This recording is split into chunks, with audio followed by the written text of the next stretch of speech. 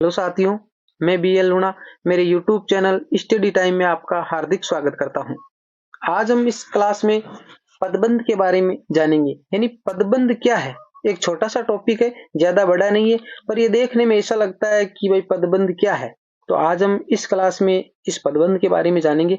अगर आप मेरे चैनल पर पहली बार विजिट कर रहे हो तो आप मेरे चैनल को सब्सक्राइब कर ले, बेल आइकन को ऑल पे प्रेस कर ले ताकि मेरे आने वाली हर वीडियो का नोटिफिकेशन आपको मिलता रहे।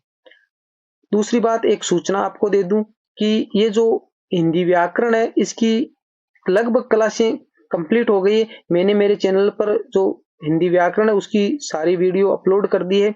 कुछ ही टॉपिक बचे हैं जिसके अंदर हमारे जो पर्यायवाची शब्द है, विलोम शब्द है, इस प्रकार के टॉपिक है। बाकी जो समझाने वाले जो क्लासें थी वो सारी क्लासें इस पे कंप्लीट हो गई है। तो आपको अगर उसके नोट्स चाहिए तो आप मेरे चैनल से नियमित जुड़े रहिए। मैं जिससे उसके नोट्स कंप्लीट हो जाएंगे मैं आपको उसके नोट्स उपलब्ध करवा दूंगा। बस आपको सिर्फ इतना ही करना है कि आप मेरे चैनल को सब्सक्राइब कर ले और सब्सक्राइब करके उसका जो स्क्रीनशॉट है वो मेरे मोबाइल पे आपको सेंड करना है। मैं आपको व्हाट्सएप पे वो जो उपलब्ध करवा दूंगा, जो नोट्स है वो आपको व्हाट्सएप पे मिल जाएंगे। यानी उसका कोई शुल्क नहीं है, आपके निःशुल्क रहेगा और इतना अच्छा कंटेंट है कि आपको परीक्षा की दृष्टि से बहुत ही महत्वपूर्ण है। जो चीजें आपको गाइडों में इतनी अच्छे से नहीं मिलेगी, तो ये निःशुल्क रहेगा। बस आपको सिर्फ मेरे चैनल को सब्सक्राइब करके रखना है और नियमित आप मेरे क्लास को अटेंड करते रहे। अब बात करें कि पदबंध क्या है। यानी पदबंध क्या है, तो जो पदबंध है उसके जो शब्द है, यानी शब्द है उससे पद बनते और पद से पदबंध बनता है। तो शब्द है वही पद है, हम मोटा रूप से देखें यानी शब्द है वही पद है। जैसे उदाहरण देखें हम, मेरा एक बड़ा लड़का बाजार जाता है। तो ये जो एक जैसे मेरा ये शब्द हो गया, ये एक बड़ा लड़का बाजार जाता है, ये क्या है, एक शब्द है। उन शब्दों को हमने एक जगह इकट्ठा किया और एक वाक्य का निर्माण किया। ये वाक्य बन के पूरा ऐसे जो पदबंध का निर्माण करता है, यहाँ पर जैसे अंडरलाइन की हुई थी, इस प्रकार पदबंध के जो क्वेश्चन आते हैं एग्जाम में, इस प्रकार की अंडरलाइन इसमें की जाती है। अब आगे नोट लिखा हुआ है, उस नोट के बारे में देखते हैं। हमारे नोट में लिखा हुआ है, परीक्षा में प्रश्न इसी प्रकार से पूछा जाता है, जहां पर ये लाइन खत्म होती है उसके ऊपर वाला शब्द देखना है। यानी जहां पे जैसे ऊपर हमने देखा कि जैसे ये लाइन मैंने यहां से यहां तक कर दी है, जैसे ऐसे लाइन वो लगाई हुई आएगी, उस लाइन पे जैसे यहाँ पर ये लाइन खत्म हो रही है तो ये कह रहा है कि ऊपर वाला शब्द देखना, ऊपर वाला जैसे संज्ञा लिखा हुआ है वह शब्द जो भी होगा वही पदबंध होगा। यानी इस प्रश्न में अंत में लड़का है, यानी जो ऊपर वाले ये वाक्य की बात कर रहे हैं, यानी उसमें अंत में क्या है, लड़का है, जहां पर वो लाइन खत्म हुई। एक बार आपको वापस दिखाता हूं, देखिए।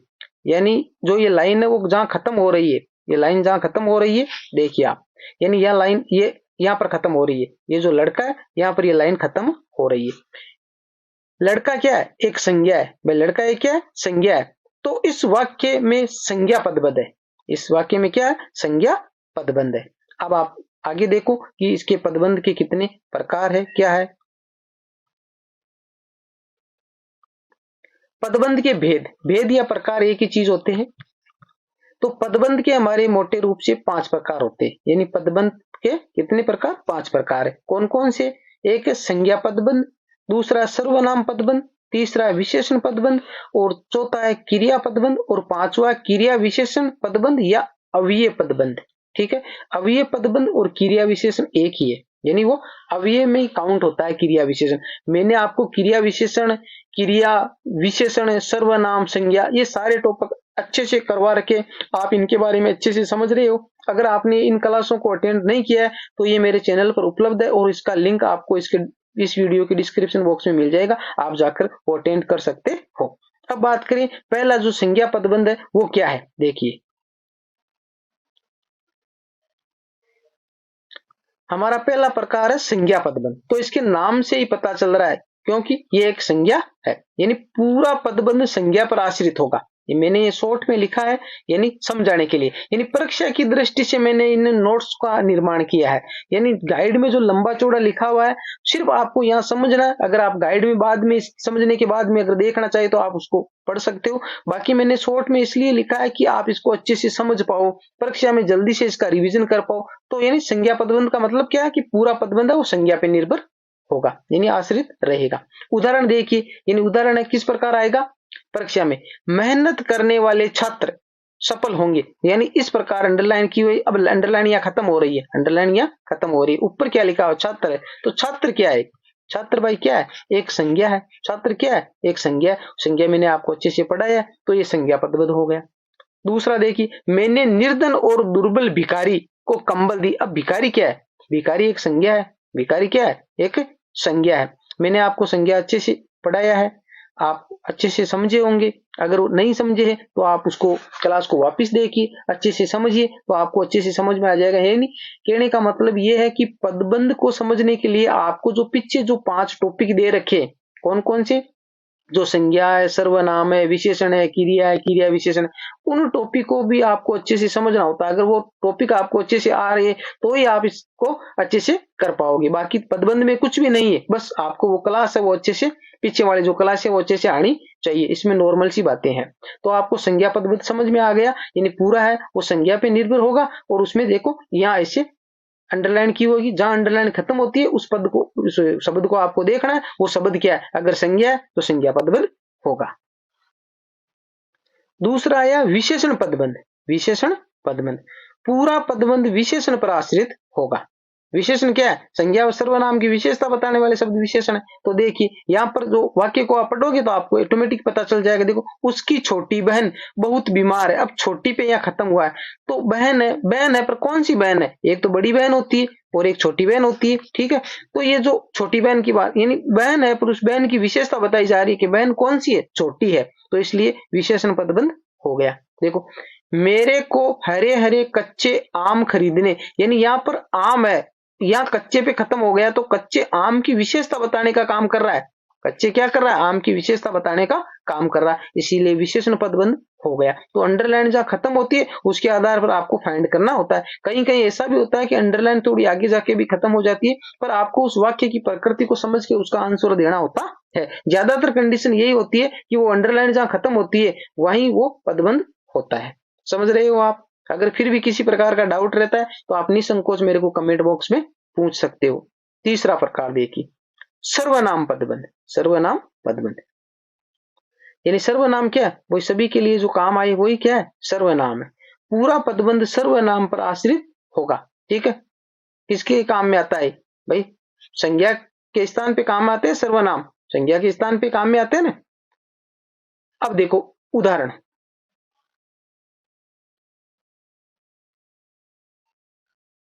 उदाहरण में दे रखा तकदीर का मारा वह, तकदीर का मारा वह कहां आ गया। अब वह देखो, वह क्या है, ये और वह, ये और वह सर्वनाम है। कौन सी सर्वनाम है ये मैंने आपको अच्छे से समझाया, आप मेरे को कमेंट बॉक्स में बताइए ये और वह कौन सी सर्वनाम है। क्योंकि आप इस प्रकार हर क्लास में इस प्रकार रिवीजन करते चलोगे तो ये आपको अच्छे से याद होगा। ये यानी जितना आप ज्यादा अभ्यास करोगे वैसे वैसे ये आपको मौखिक होते रहेंगे।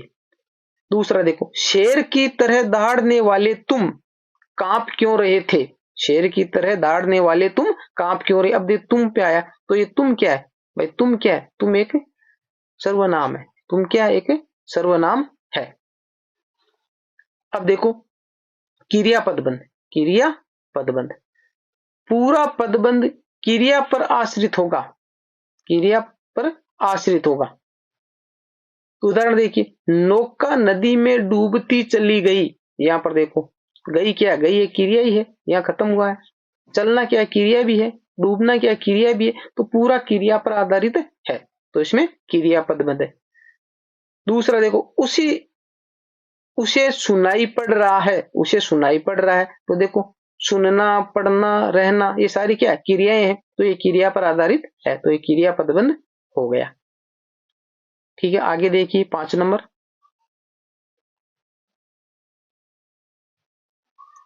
5 नंबर है क्रिया विशेषण पदबंध या अव्यय पदबंध। पूरा पदबंध अव्यय या क्रिया विशेषण पर आधारित होगा या आश्रित रहता है। उदाहरण देखो, वह बहुत तेज दौड़कर आती है।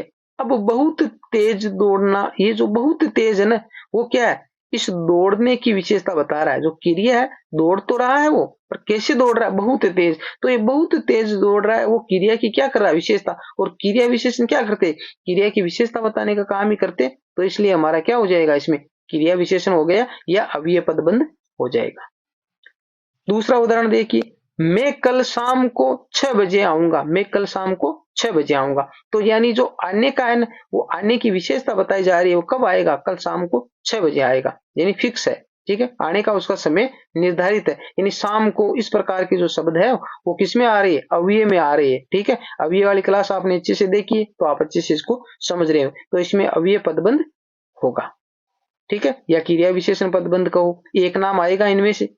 तो ये अव्यय के ये जो हमारे पदबंध थे, उन पदबंध के ये जो 5 प्रकार थे, ज्यादा डिफिकल्ट नहीं है। यानी पिछली क्लास या आपने अच्छे से अटेंड की है, वो अगर आपको अच्छे से आ रही है तो पदबंध कोई ज्यादा डिफिकल्ट टॉपिक नहीं है। छोटा सा टॉपिक था जो मैंने आपको समझा दिया। थोड़ा सा अगर आप अभ्यास करोगे तो आपको अच्छे से ये आने लग जाएगा। यानी एक क्लास से आप विद्वान नहीं बन सकते, आपको थोड़ा अभ्यास करना बहुत जरूरी हो जाता है। मैंने यहाँ पर 1-2 उदाहरण लिए। 1-2 उदाहरण से ऐसा नहीं है कि भाई आप महान बन जाओगे। आप जितना ज्यादा अभ्यास करोगे, मेरा काम सिर्फ समझाना था, आपको मैंने समझा दिया है।